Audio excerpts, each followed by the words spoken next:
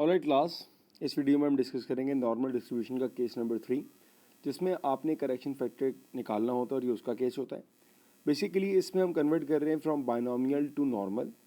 और आपको कैसे पता लगेगा, क्वेश्चन में बड़ा क्लियर लिखा हुआ होता है कि यूज़ आ सूटेबल अप्रॉक्सीमेशन, ये आपको लिखा हुआ नज़र आ जाएगा। समझ जाएं कि आपका क्वेश्चन कन्वर्ट होने वाला है फ्रॉम बाइनोमियल टू नॉर्मल। अच्छा, एक और बात क्या होगी, जब भी आपका क्वेश्चन नॉर्मल में जा रहा होगा तो आपका जो डेटा होगा ना वो बहुत बड़ा हो जाएगा। डेटा आपका काफ़ी बड़ा होगा। आप समझ जाना कि यार यहाँ पर नॉर्मल करना है, ठीक है। जैसे कि डेटा आ जाए आपका 140, 150, 600, 700, बहुत बड़ा डेटा हो जाएगा, तो आप समझ जाएं कि ये नॉर्मल में कन्वर्ट हो रहा है। जब आप नॉर्मल में कन्वर्ट करते हैं तो आपको 3 चीज़ें पता होनी चाहिए। नंबर 1, आपको म्यू पता होना चाहिए। नंबर 2, आपको सिग्मा पता होना चाहिए, स्टैंडर्ड डेविएशन। नंबर 3, आपको करेक्शन फैक्टर पता होना चाहिए, ठीक है। तो म्यू निकालने का वर्किंग फार्मूला बहुत simple, N P, N number of repetition जो होता है, नंबर ऑफ एक्सपेरिमेंट, और पी आपका सक्सेस होता है। Sigma is what, under root of N P Q. और करेक्शन फैक्टर हम निकालते हैं, it depend on the question. Alright, अब ये क्वेश्चन से कैसे आता है, ये वाला केस अभी हम डिस्कस करेंगे। तो मैंने एक एग्जाम्पल निकाली हुई है पास पेपर से। ऑलराइट, हम इसी एग्जाम्पल को कंटिन्यू करेंगे और मैं यहाँ पर आपको स्टेप नंबर 3 अच्छी तरह समझाऊंगा। The result of a survey by a large supermarket show that 35% of its customers shop online for a random sample of 100. अब देखिए 100 customers की बात कर रहे हैं। Use a suitable approximation distribution to find the possibility that more than 39 shop online. अगर आप more than 39 को बाइनोमियल से करो तो कितने केस बनेंगे, x 40 आएगा, फिर 41, 42, 43 करते करते आप जाओगे 100 तक। बहुत बड़ा डेटा हो जाएगा। तो इतने बड़ा डेटा है हमारे पास, तो हम उसमें कन्वर्ट करेंगे फ्रॉम बाइनोमियल टू नॉर्मल। सबसे पहले हम यहाँ देखते हैं कि बात की जा रही है उन लोगों की जो शॉप ऑनलाइन कर रहे हैं, और जो बंदे शॉप ऑनलाइन कर रहे हैं उनको आपको दिया हुआ है 35%। तो मेरे पास सक्सेस आ गई 35%, मतलब 0.35। सक्सेस आ गई तो फेलियर आ गया, इट विल बी 0.65, ठीक है। एन क्या है मेरे पास, एन इज़ 100। तो पहला काम हम निकाल सकते हैं mu. Mu is what, 0.35 times 100, that is equals to 35। Mu आ गया। हम यहाँ पर सिग्मा निकाल सकते हैं, that is under root of N P Q, formula लिखा हुआ है ऊपर। N is what 100, P is what 0.35 and Q is what 0.65। Simplify करते हैं इसको, that is equals to under root of 22.75। अच्छा, यहाँ पर मैं रिकमेंड करूँगा कि आप इसको अंडर रूट में रहने दें, ठीक है। 2 चीज़ें हमारे पास आ गई हैं, बहुत अच्छी बात है जी। अब ये कह रहा है मोर देन 39 शॉप ऑनलाइन। अगर मैं इसको लिखूँ तो ये आएगा probability of x greater then 39। अब जब आप यहाँ पर करेक्शन फैक्टर के लिए काम कर रहे हो तो आपने क्या करना है, बहुत सिंपल सा स्टेप है। देखें भाई, आपने एक नंबर बनाना है, नंबर 39। इसके आगे जो नंबर होगा दैट विल बी 39.5। इसके पहले जो नंबर होगा दैट विल बी 38.5। ये दोनों आपके हमेशा सिंपल सेम रहेंगे कि जो नंबर आपके पास है आपने वो लिखा, उससे 0.5 आ गया और 0.5 पीछे। अब आपने कहाँ जाना है, आपने जाना है भाई राइट साइड पे। कौन बता रहा है, ये सिंबल बता रहा है आपको कहाँ मूव करना है। हमने मूव करना है राइट साइड पे। अब राइट साइड पे मूव करने के हमारे पास 3 ऑप्शंस हैं। हम यहाँ से राइट मूव कर सकते हैं, ठीक है, हम यहाँ से राइट मूव कर सकते हैं, और हम इस पॉइंट से राइट मूव कर सकते हैं। हमारे पास 3 ऑप्शंस हैं।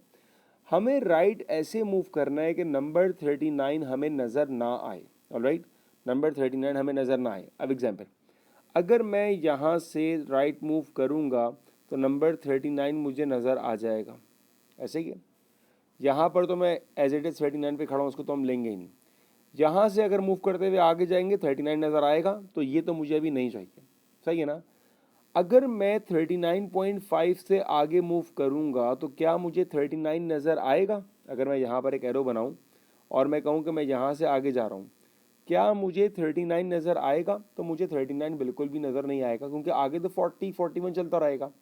तो ये जो x इज ग्रेटर देन 39 है, इसका मतलब ये हुआ साइन ने आपको बताया कि आपने राइट मूव करना है, और राइट ऐसे मूव करना है कि आपको 39 नज़र नहीं आना चाहिए। इसका मतलब कि इस केस में जो मेरा x बनेगा वो बनेगा 39.5, ठीक है जी। ये समझ में आया आपको। अब मैं एग्जाम्पल देता हूँ। मान लीजिए कि आपका सेम क्वेश्चन होता लेकिन होता probability that x is lesser than 39, alright. अगर ये एग्जाम्पल मैं आपको दूं, अगर ये ऐसा होता तो पहला काम हम करते 39, एक नंबर उससे आगे 39.5, एक नंबर उससे पीछे 38.5। डायरेक्शन क्या है आपके पास? डायरेक्शन है आपकी कि आपने जाना है लेफ्ट साइड पर, ठीक है ना। लेफ्ट साइड पर आपने ऐसे जाना है कि आपको 39 नंबर नज़र नहीं आना चाहिए।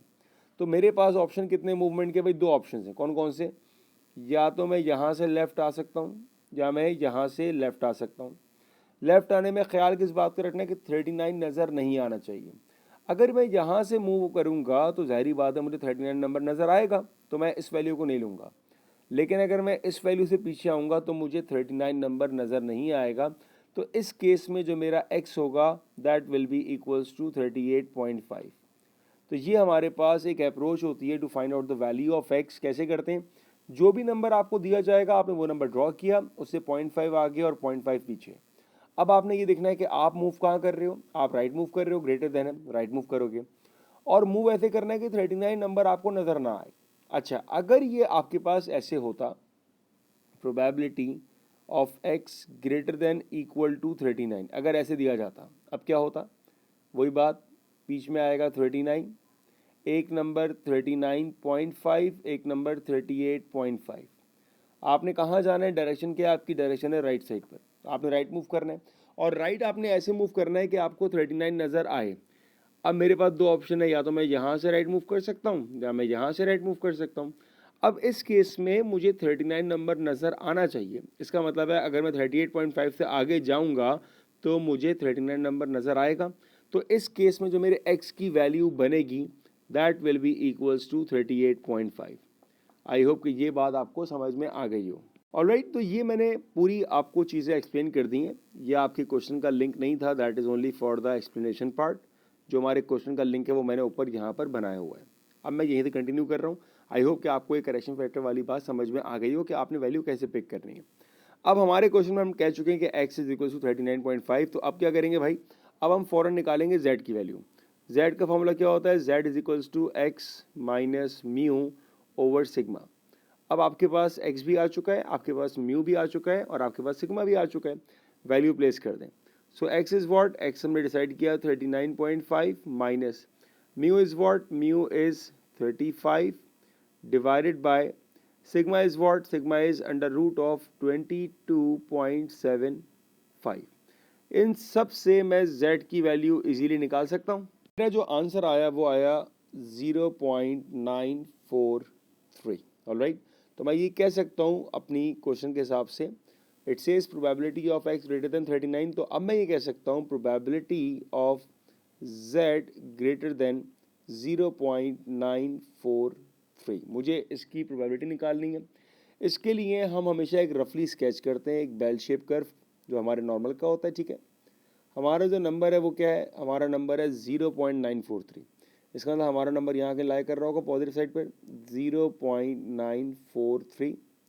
और जो एरिया हमारे काम का है वो है राइट साइड। इसका मतलब हम जो एरिया की तलाश कर रहे हैं वो ये वाला पोर्शन है, ठीक है। अब हमें कभी ग्राफ से इसका आंसर तो मिल ही नहीं सकता, क्योंकि हमारा जो ग्राफ होता है वो हमें एरिया देता है लेफ्ट साइड का। तो हम जो भी इसका एरिया निकालेंगे उसको हमें 1 में से माइनस करना पड़ेगा, ठीक है। तो पहला काम क्या करेंगे? हम अपने टेबल में क्या करेंगे? 0.943 की वैल्यू को सर्च करेंगे टेबल से। तो ये जो आपकी वैल्यू आई है फ्रॉम टेबल, ये आई है 0.8272। ऑलराइट, ये टेबल मैंने निकाली, ये वैल्यू निकाली मैंने टेबल से। ये जो वैल्यू आ रही है हमारे पास, ये तो लेफ्ट साइड का एरिया बता रहा है, हमें तो चाहिए राइट साइड का। तो आप क्या करोगे? आप सिंपली इसको 1 में से माइनस करोगे। 1 माइनस 0.8272, सिंप्लीफाई किया, यू विल गेट 0.173। ये आपका आंसर होगा प्रोबेबिलिटी का, ठीक है।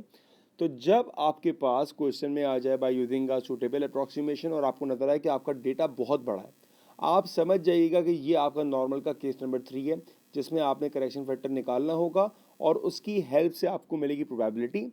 यहाँ पर जो ट्रिकी पार्ट होता है वो सिर्फ ये वाला पार्ट होता है जो आपको थोड़ा ऑब्जर्व करना होगा। बाकी म्यू और सिग्मा जस्ट आप फॉर्मूला से निकालोगे, ठीक है। फॉर्मूला आपको पता है x minus mu upon sigma. यहाँ पर एक्स के लिए आपको क्वेश्चन को अच्छी तरह रीड करना पड़ेगा कि ये किससे ग्रेटर और किससे लेसर है। जो भी वैल्यू होगी उससे 0.5 आगे 0.5 पीछे, और आपने फिर क्या देखना है, साइन को ऑब्जर्व करना है, आप कहाँ जा रहे हो, क्या वो वैल्यू आपको नज़र आनी चाहिए नहीं आनी चाहिए, उसके हिसाब से आपने अपनी वैल्यू को पिक करना है एक्स की। एक्स आ जाएगा तो जेड आ जाएगा, और जेड आ जाएगा तो आपका एरिया आ जाएगा।